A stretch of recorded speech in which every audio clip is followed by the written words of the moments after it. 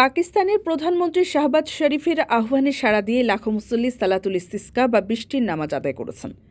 শুক্রবার রাষ্ট্র পরিচালিত পাঞ্জাবের ৬০০টির বেশি মসজিদে এই নামাজ আদায় করা হয়। এতে লাখো মুসল্লি অংশ নেন। প্রাদেশিক ধর্ম বিষয়ক বিভাগের মুখপাত্র তালহা মাহমুদ রয়টার্সকে বলেছেন, প্রধানমন্ত্রী শাহবাজ শরীফের আহ্বানে সাড়া দিয়ে ধর্মপ্রাণ মুসলমানরা বৃষ্টির জন্য প্রার্থনা করতে মসজিদগুলোতে জড়ো হন। এবার আনুষ্ঠানিকতা হলেও বিষয়টি নতুন নয়। তারা প্রায় দুর্যোগের সময় বৃষ্টির জন্য স্বেচ্ছায় প্রার্থনার আয়োজন করেন। প্রাদেশিক রাজধানী লাহোরের একটি মসজিদে নামাজের ইমামতি করেন ৪৮ বছর বয়সী মোহাম্মদ এজাজ।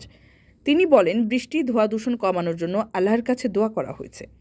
এই পরিস্থিতি মানুষের নিজের ভুলের কারণে হয়েছে। মানুষের পাপ মুক্তির আশায় আমরা আল্লাহর দরবারে ক্ষমা প্রার্থনা করেছি।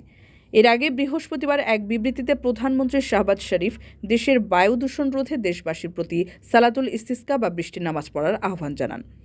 বিবৃতিতে বলা হয়, দেশবাসীকে বৃষ্টির জন্য নামাজ পড়তে বিশেষ অনুরোধ জানিয়েছেন প্রধানমন্ত্রী। এছাড়া শুষ্ক আবহাওয়ায় চলমান সংকট মোকাবিলায় সৃষ্টিকর্তার বিশেষ অনুগ্রহ চাওয়ার অনুরোধ করেন তিনি।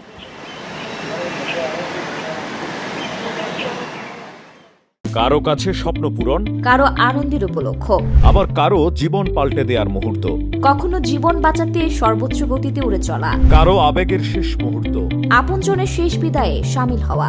এমন সব ইচ্ছে পূরণে সর্বনিম্ন ভাড়ায় দ্রুতগতির বাহন প্রবাসীর হেলিকপ্টার। আপনার প্রয়োজনে যোগাযোগ করুন আমাদের হটলাইনে।